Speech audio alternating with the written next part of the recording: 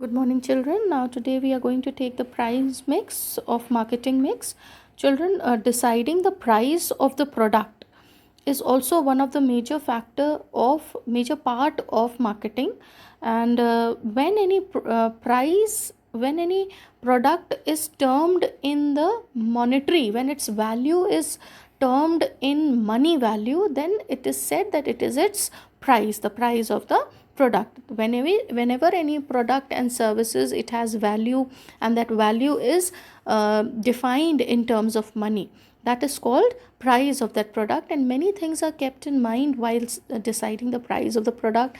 That is the cost of production, and the whatever the terms and conditions of the sales are there, advertising or any transportation, everything regarding the sales activity, all these things, whatever cost actually incurs for the product, then all these things are considered, and then the price is settled, decided for any product. And this is also kept in mind that the buyer is ready to pay that price. So everything settles between the cost and the other sales, and terms and conditions of sales are included while deciding the price, as well as the customer should also be ready to pay for the product, the amount which you have kept for that product or services. Whatever you are deciding, the buyer should be ready to pay for it. So everything is considered, but what we have to keep in mind that the price, the monetary value of any goods and services is called its price, right? So let us see the factors of determining the price of any product. What all things affect the price of any product? The first is which is given in your book, is objective of the firm. The price of the product depends upon the firm's objective. A firm may decide out of several objectives: the profit maximization, a specific level of profit, target level of sales, particular shares of the market, prevailing market prices. The price fixed for the product must be in line with the firm's pricing objective. All these objectives are considered, and then the price is fixed by the company for their product and services. Cost of production is also seen, how much cost is incurred and how much profit they are going to charge on it. So everything is considered, and then the price is decided. Customers' demand is also kept in mind.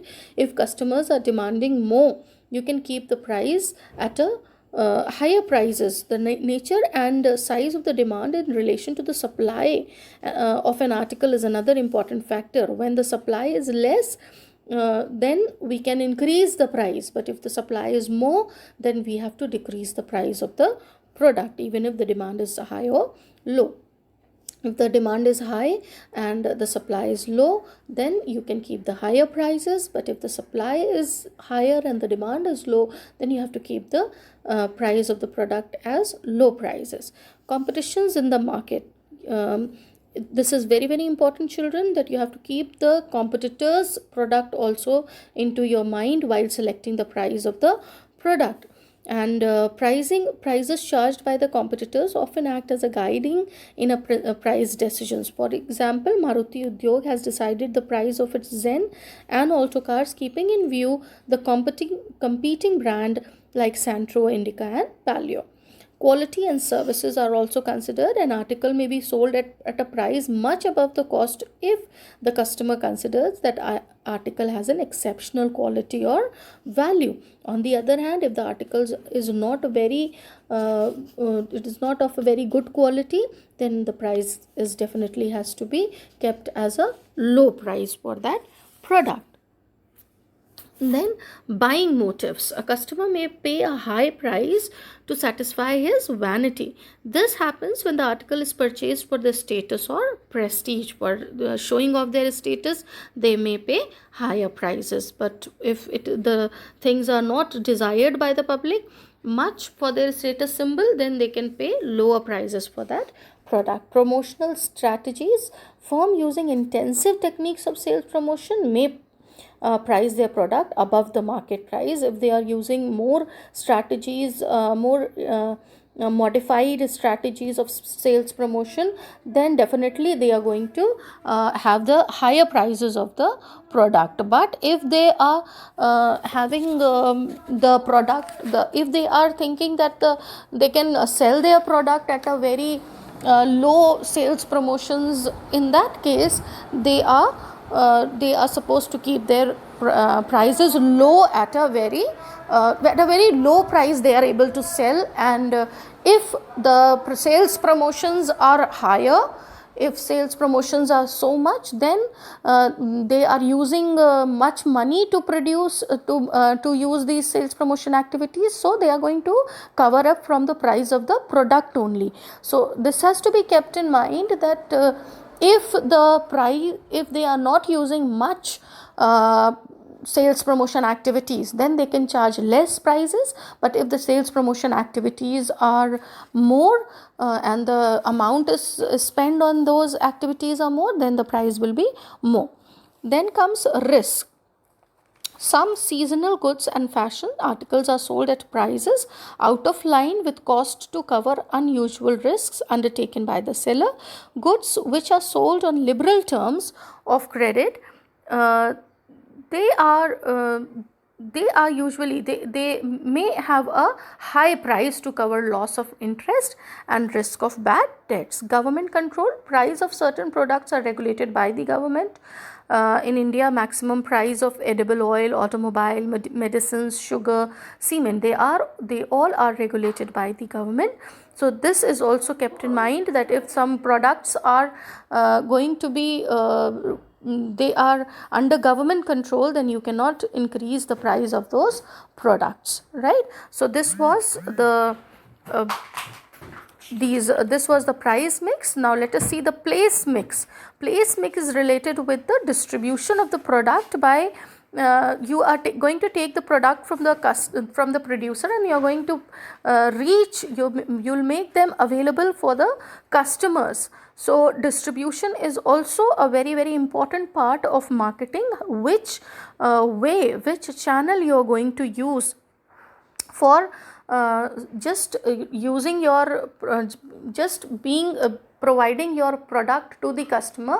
You need to keep in mind that which distribution channel. There are many distribution channel which we are going to take in this topic right now. There are many distributing channels, but only one distributing channel the company can use. So it has to use by keeping in mind various factors, and then they are going to decide which channel of distribution they are going to use for providing their product to the customers. Now let us see the channel of distribution. Let us see the distribution channel. Serves as a connecting link between the producer and the consumer. It creates utility of time, place and possession by bridging the gap between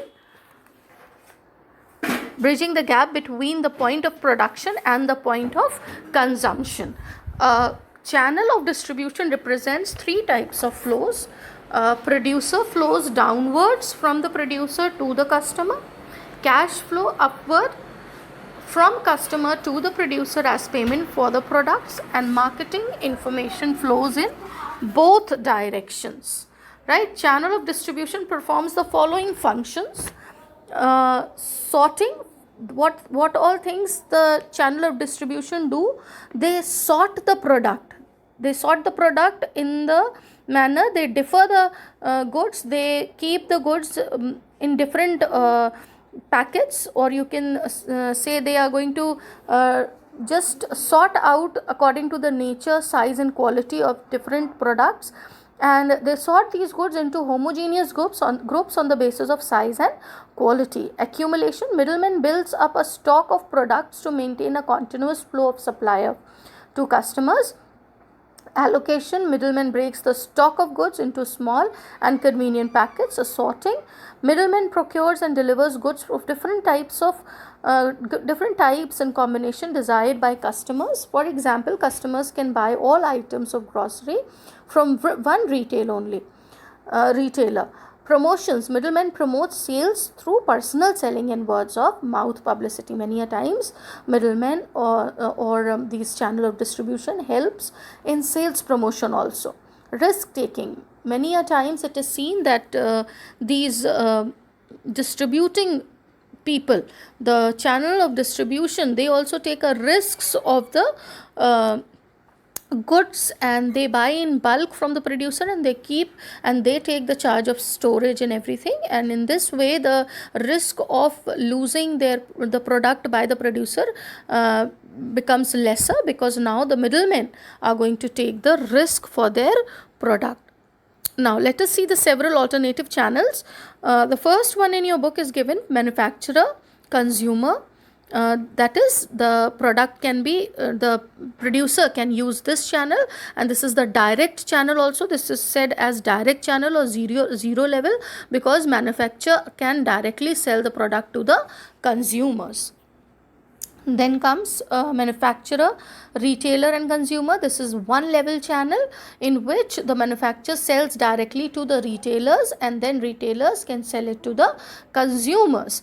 Right. Then comes manufacturer, wholesaler and retailer and consumers. This is also being seen that many a times manufacturers sell their products to the wholesalers. Wholesaler buy the goods in bulk quantity with a low margin per unit, and then they are going to sell it to the retailers. Then retailers can sell it to the customers, and there is a fourth channel. It is manufacturer, agent, wholesaler, retailer and consumers.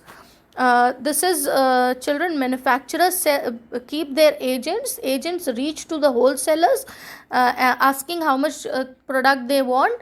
So agents sell it to the wholesalers, then wholesalers sell it to the retailers, and retailers sell it to the consumers. So any of the method, any of the channel can be used by the company for selling their products. So in this video children, we are going to just take up till here, and further we are going to take in another video.